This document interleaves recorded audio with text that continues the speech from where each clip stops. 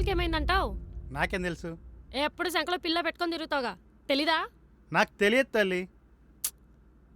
అసలు నందు రాహుల్తో ఏం మాట్లాడిందంటావు? ఇంకా దేని గురించి? ముద్దు గురించే ఉంటుంది. కళ్యాణ్ నిన్నే. నాకేం తెలుసు?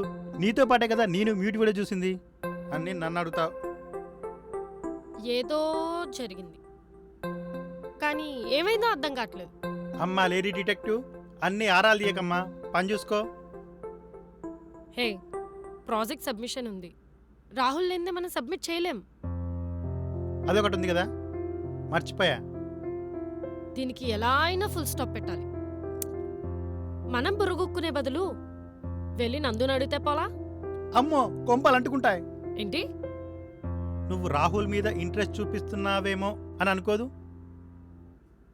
అనుకుంటే అనుకోని, నాకేంటి? తను ఇప్పుడొచ్చింది, నాకు రాహుల్ ఎప్పటి నుంచో తెలుసు.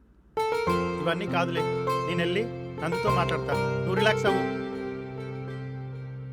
ఏదైనా రాహుల్ని తీసుకొచ్చే బాధ్యత నాది. నిజంగా మాట్లాడతావా?